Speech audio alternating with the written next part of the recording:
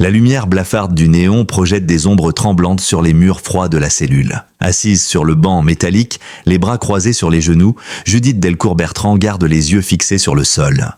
Depuis des heures, elle tente de comprendre ce qui a bien pu se passer, ce qui a déraillé, ce qui l'a menée ici, enfermée comme une criminelle. Pourtant, elle le sait au fond d'elle, elle n'a rien fait. Elle est innocente, mais les preuves, elles, racontent une autre histoire. Et la plus accablante est ce couteau, l'arme du crime, celle qui a tué Cyril et sur laquelle on a retrouvé ses empreintes. Le choc est tel qu'elle peine encore à le réaliser. De l'autre côté de la ville, Chloé est au bord du précipice. L'annonce de la garde à vue de sa fille a résonné comme un coup de tonnerre dans son cœur de mère. Pourtant, elle n'a pas sombré. Non, elle s'est dressée, animée par une rage sourde et une détermination implacable. Elle a regardé les policiers dans les yeux, elle a exigé des explications. Elle a interrogé les avocats. Judith ne peut pas être coupable, c'est impossible. On lui a tendu un piège, répète-t-elle comme un mantra. Chaque minute passée sans réponse est une torture. Chaque silence des autorités, un affront. Chloé ne se contente pas de croire en l'innocence de sa fille. Elle la ressent dans ses tripes. Judith, sa Judith, a certes connu des tempêtes, a fait des erreurs, a parfois été impulsive. Mais jamais elle ne serait capable d'un acte aussi violent, aussi définitif. Ce qui se joue ici dépasse la logique. C'est une machination, une erreur, une manipulation. Et elle jure qu'elle la démasquera. Marianne Delcourt, la grand-mère de Judith, médecin respecté et pilier de la famille, ne cache pas non plus sa colère. D'ordinaire mesurée, elle a cette fois-ci laissé tomber la retenue. À l'hôpital, elle fulmine, elle accuse, elle élève la voix contre une enquête qu'elle juge bâclée, partisane, injuste. C'est de l'acharnement, affirme-t-elle. Comment peut-on ainsi accuser une jeune femme sans preuve irréfutable ? Elle interpelle même ses collègues médecins, leur parle de pression psychologique, de stress post-traumatique. Judith n'est pas seulement une accusée, elle est une victime de plus. Dans l'intimité du parloir, les échanges entre Chloé et Judith sont bouleversants. À travers la vitre, mère et fille s'accrochent l'une à l'autre avec une intensité presque physique, malgré la barrière de verre. Chloé serre le combiné entre ses doigts crispés, murmure des mots de réconfort, jure qu'elle la fera sortir de là. Judith, épuisée mais digne, tente de sourire. Elle ne veut pas que sa mère s'inquiète. Mais ses yeux trahissent une peur immense, celle de ne pas être crue, celle de rester enfermée pour un crime qu'elle n'a pas commis. Elle dit avoir été au mauvais endroit, au mauvais moment. Elle raconte qu'elle connaissait Cyril, qu'il s'était vu récemment. Elle l'aimait bien, mais elle n'a jamais tenu ce couteau. Pourtant, les faits sont là. Le couteau ensanglanté, les empreintes, les témoignages flous. Tout semble converger vers une culpabilité préméditée. Les enquêteurs restent hermétiques. Ils posent des questions sans émotion, insistent, cherchent des contradictions. Judith sent bien qu'ils ne veulent pas la comprendre, mais la coincer. Dans le cercle familial, les tensions montent. Certains amis de la famille l'évitent dans les appels, les voisins murmurent, les regards changent. Même au sein des proches, des doutes s'immiscent. Et si Judith cachait quelque chose ? Et si elle était impliquée malgré elle ? Alex, son père, tente de rester solide, mais son silence en dit long. Il veut y croire, mais il est aussi homme de terre, de fait, et cette affaire lui échappe. Il n'arrive plus à protéger sa fille. Dans ce climat de suspicion et de douleur, un allié inattendu se profile. Pierre, arrivé dans leur vie récemment, son regard sur Judith est limpide. Il la croit, lui aussi. Mais pour aider, il devra d'abord se faire accepter. Gagner la confiance, et peut-être rouvrir les plaies d'un passé qu'il n'a jamais guéri. Tandis que la tempête judiciaire s'abat sur les Delcourt, une autre vérité, plus intime, commence à émerger dans l'ombre. Pierre, cet homme discret au regard marqué par les années, n'a pas seulement posé ses valises à 7 pour aider Judith. Il est arrivé avec un fardeau bien plus lourd que ce qu'il laissait paraître. Jusqu'à présent, peu savaient qu'il cherchait quelqu'un, son propre fils, Emmanuel, disparu depuis plusieurs années dans des circonstances de trouble. Et ce jour-là, alors que la tension monte autour de l'affaire Cyril, Pierre décide enfin de parler. À Alex d'abord, puis à Chloé. Il révèle un pan entier de sa vie, gardé jusque-là secret, et tout change. Assis dans le jardin des Delcourt, dans une atmosphère tendue et presque irréelle, Pierre raconte. Sa voix est calme, mais chaque mot pèse lourd. Emmanuel était un adolescent rebelle, intelligent, mais en colère. Leur relation, autrefois fusionnelle, s'est peu à peu délitée. Un jour, sans prévenir, il a disparu. Pas de lettres, pas de message. Une fugue, un enlèvement, Pierre n'a jamais su, il a cherché. Des mois entiers, il a harcelé les commissariats, fouillé les squats, contacté les amis, rien. Emmanuel s'était évaporé. Le nom de Cyril dans ce contexte ravive tout, car Cyril, révèle Pierre, était autrefois très proche d'Emmanuel. Son meilleur ami, presque un frère. Ce lien, ignoré jusqu'ici, change la donne. Cyril savait forcément quelque chose, et si sa mort était liée, non pas à Judith, mais à Emmanuel ? À ce passé trouble que Pierre tente de démêler depuis des années. Pour Pierre, c'est une évidence. Ces deux affaires sont connectées. Il ne s'agit pas de coïncidence. Quelqu'un, quelque part, veut que certaines vérités ne refassent jamais surface. Alex, d'abord sceptique, ne peut rester insensible au récit de Pierre. Il reconnaît en lui une douleur qu'il connaît trop bien, celle d'un père impuissant face à la disparition d'un enfant. Et même s'il garde une certaine méfiance, l'instinct de celui qui veut protéger sa famille l'avant tout, il comprend que Pierre n'est pas un manipulateur. C'est un homme cassé, mais habité par une volonté sincère. Et surtout, ils partagent le même objectif, sauver Judith. Une alliance improbable naît alors entre les deux hommes. Pierre, le père hanté par un fils disparu. Alex, le père en guerre pour sa fille injustement accusée. Ensemble, ils décident de rouvrir les portes fermées, de poser les questions que personne ne veut entendre. Leur premier objectif, retracer les derniers jours de Cyril. Comprendre avec qui il traînait ce qu'il savait. Car une certitude les réunit, Cyril a payé le prix fort pour une vérité qu'il s'apprêtait peut-être à révéler. Mais cette quête n'est pas sans risque. En mettant le nez dans le passé d'Emmanuel, Pierre ravive des douleurs mais aussi des colères. Des gens l'ont déjà prévenu, discrètement, de ne pas remuer la boue. Des anciens amis d'Emmanuel, des figures louches croisées autrefois dans les rues de Montpellier, semblent prêts à tout pour le faire taire. Pourtant, Pierre ne lâche rien, pas cette fois. Trop de choses sont en jeu. Dans l'intimité de ses pensées, il se demande si Emmanuel est encore en vie. Il l'espère, il le redoute aussi. Car si son fils est impliqué de près ou de loin dans la mort de Cyril, alors c'est tout son monde qui s'effondrera. Et si, au contraire, Emmanuel est une autre victime, alors il est peut-être encore temps de le sauver. Judith, de son côté, ignore tout de cette quête parallèle. Mais elle sent que Pierre, plus que quiconque, croit en elle. Quand il vient la voir au parloir, elle lit dans ses yeux autre chose que de la compassion. Elle y lit une promesse, celle de ne pas l'abandonner. Et ce regard-là, ce lien soudain vaut plus que 1000 déclarations. En rentrant ce soir-là, Pierre trouve dans une boîte oubliée une vieille photo d'Emmanuel et de Cyril, côte à côte, souriant, insouciant. Il la pose sur la table et murmure « Je trouverai qui t'a fait ça, Cyril. Et je retrouverai mon fils. » Quoi qu'il en coûte. Pendant que les Delcourt se battent pour laver l'honneur de Judith, une autre famille à 7 est secouée par une crise plus intime, mais non moins douloureuse. Nina, la fille de Karim, surprend tout le monde par une décision soudaine.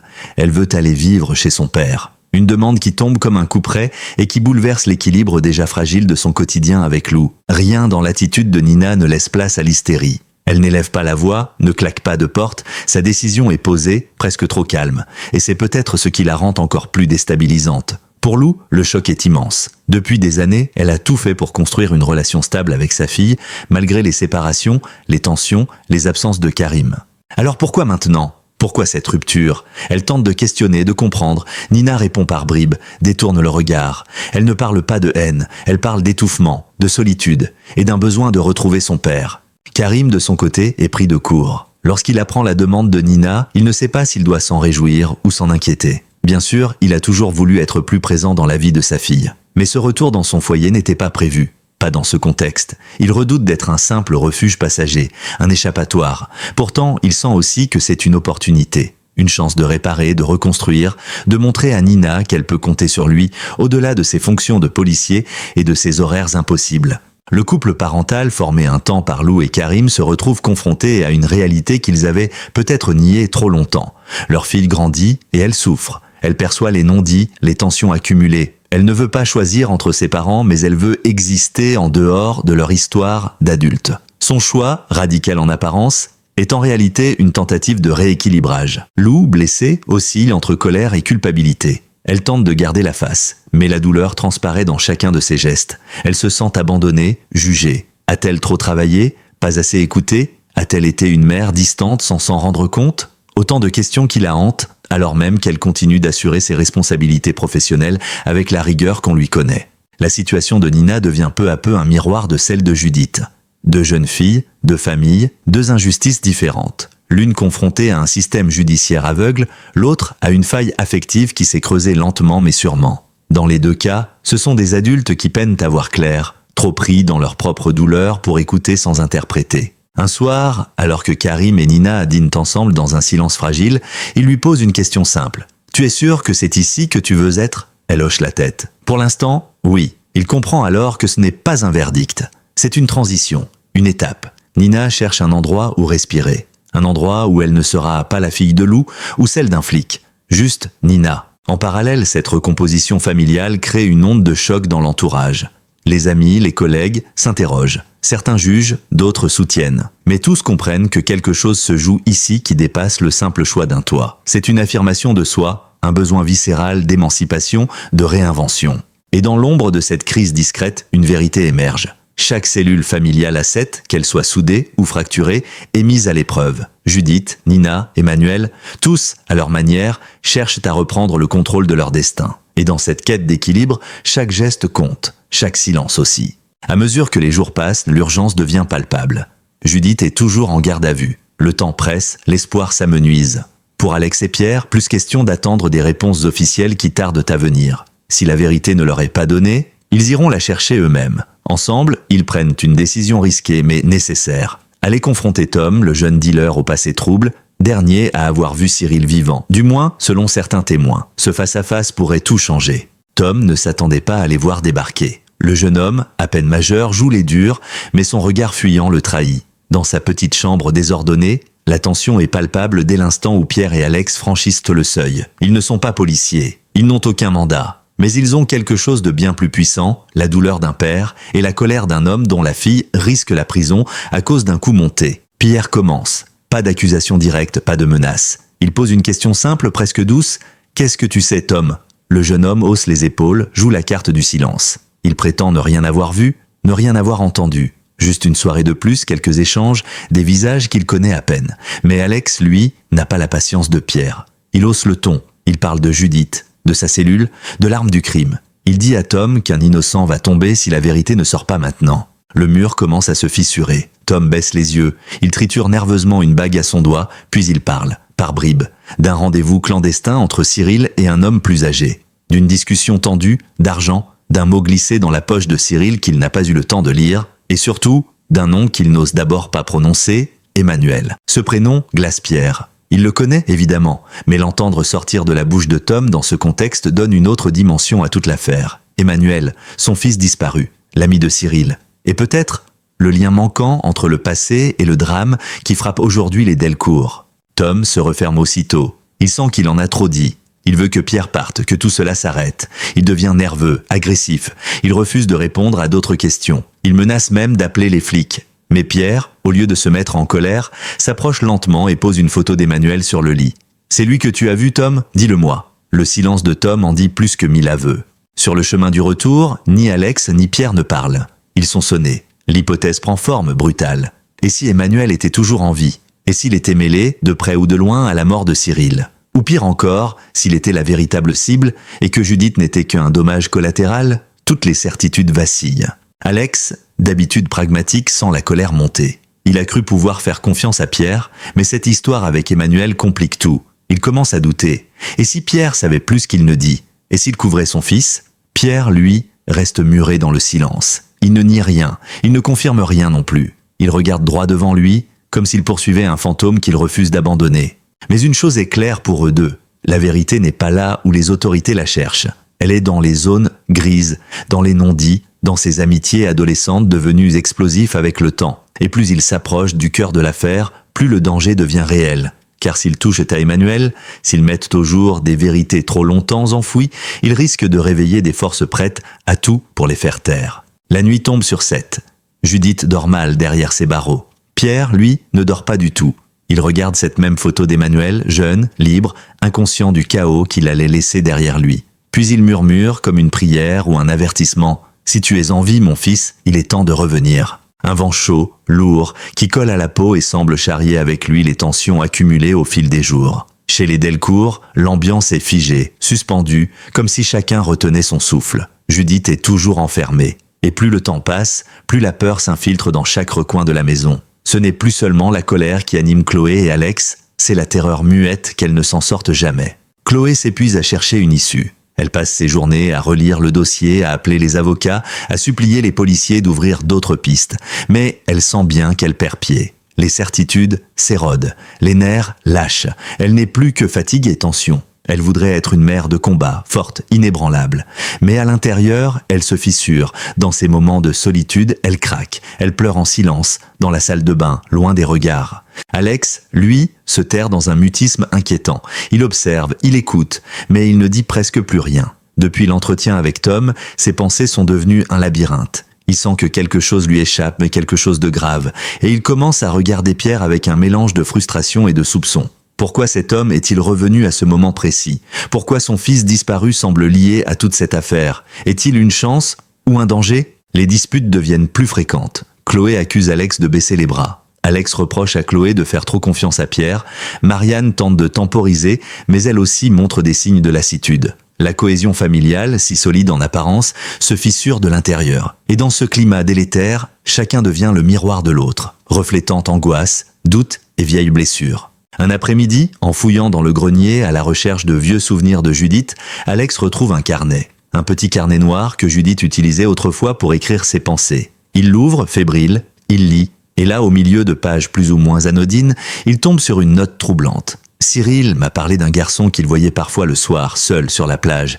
Il dit qu'il s'appelle Manu. Il est bizarre, il parle peu. Alex s'arrête. Manu. Emmanuel? La même personne? Cette découverte renforce ses soupçons. Il en parle à Chloé. Elle veut y voir un hasard, un prénom commun, mais elle lit la peur dans les yeux d'Alex. Elle sait qu'il pense l'impensable. Judith connaissait peut-être Emmanuel. Ou du moins, elle l'avait croisé. Et si elle s'était retrouvée au mauvais endroit, au mauvais moment, prise dans une histoire bien plus grande qu'elle? Et si, sans le savoir, elle était le dernier maillon d'une chaîne tragique? Dans cette spirale d'incertitude, les Delcourt s'enlisent. Le lien entre eux se tend, chacun souffre dans son coin, même les plus jeunes, comme Céleste, perçoivent que quelque chose ne va pas. Elle demande souvent « Maman, Judith va revenir bientôt ?» Et chaque fois, Chloé répond « oui » avec un sourire forcé. Mais la vérité, c'est qu'elle n'en sait rien, personne ne sait plus rien. Le soir, autour de la table, le silence règne. On mange sans appétit, on évite les regards, et dans cet espace familial, autrefois rempli de vie, ne subsiste plus que l'écho d'un nom, Judith. Absente, accusée, piégée, et de plus en plus seule. Dans un dernier sursaut, Chloé prend une décision. Si la justice ne veut pas écouter, alors ce sera l'opinion publique. Elle décide de contacter un journaliste local, de raconter l'histoire autrement, de livrer sa vérité. Elle veut que le monde sache que sa fille est innocente, que tout ceci est une erreur, une manipulation. Mais ce choix pourrait bien déclencher une autre tempête. Car à trop exposer, on attire ceux qui préfèrent rester dans l'ombre. Et l'ombre, justement, semble se rapprocher. La nuit est tombée sur 7, mais les esprits, eux, ne trouvent aucun repos. Les lumières de la maison Delcourt restent allumées bien après minuit, comme si le sommeil avait déserté les lieux, incapable d'apaiser les consciences. Dans ce brouillard d'angoisse et de fatigue, une chose devient chaque jour plus claire. Judith n'est pas seulement au cœur d'une erreur judiciaire. Elle est le centre d'un labyrinthe dont les murs ont été construits il y a bien plus longtemps qu'elle ne le soupçonne. Pierre, seul dans sa chambre, déplie lentement les dernières affaires qu'il avait conservées d'Emmanuel. Un vieux carnet, des photos d'adolescence, une lettre inachevée, jamais envoyée. À mesure qu'il assemble les pièces du puzzle, une intuition grandit en lui. La mort de Cyril, la disparition d'Emmanuel, l'implication de Judith, tout est lié. Ce ne sont pas des événements séparés, c'est une chaîne. Et quelqu'un, dans l'ombre, tire les ficelles depuis longtemps. Roxane, en mission officieuse pour Chloé, parvient à récupérer une vieille caméra de vidéosurveillance d'un entrepôt désaffecté, proche du port, un endroit souvent fréquenté par Cyril selon les témoins. Elle passe la vidéo en accéléré pendant des heures. Rien, puis soudain, elle s'arrête, une silhouette, floue mais identifiable. Quelqu'un entre dans la pièce où Cyril a été retrouvé mort. Ce n'est pas Judith, ni Pierre, ni même Alex. C'est un homme aux gestes nerveux, au visage à moitié dissimulé, mais qu'on a déjà vu dans les parages. Un ancien éducateur renvoyé pour comportement inapproprié. Et surtout, quelqu'un que connaissait Emmanuel. Le cœur de Roxane s'accélère. Elle vient peut-être de découvrir le lien qui unira tous les fils de cette tragédie. Elle appelle immédiatement Chloé, puis Pierre. Tous se réunissent dans la maison familiale autour de l'écran d'ordinateur. Lorsqu'ils voient les images, un silence glacial s'installe. Personne ne parle, mais tout le monde comprend, cette affaire va bien au-delà de Judith. Ce n'est pas une querelle d'adolescents, ce n'est pas un drame isolé. C'est un engrenage criminel, peut-être ancien, peut-être organisé, dans lequel plusieurs jeunes, Emmanuel, Cyril, peut-être même d'autres, ont été impliqués, manipulés, détruits. Chloé, secouée, comprend aussi l'ampleur du combat à venir. Judith n'est plus simplement à sauver, elle est devenue le bouclier d'un système qui cherche à effacer ses fautes. Et maintenant qu'ils détiennent une piste sérieuse, la peur redouble. Que fera celui qui apparaît dans la vidéo lorsqu'il saura qu'on l'a vu? Qui d'autre est au courant? Le danger est plus proche qu'il ne l'avait imaginé. Pierre, malgré la fatigue, ressent une lueur d'espoir. Emmanuel pourrait être vivant. Peut-être même qu'il tente, lui aussi, de faire éclater la vérité. Peut-être est-il tapi quelque part, observant, attendant le bon moment. Pierre se lève, regarde par la fenêtre. Il pense à son fils, à sa voix, à ses colères, à ses silences. Il murmure encore une fois « Reviens, fiston, on a besoin de toi ».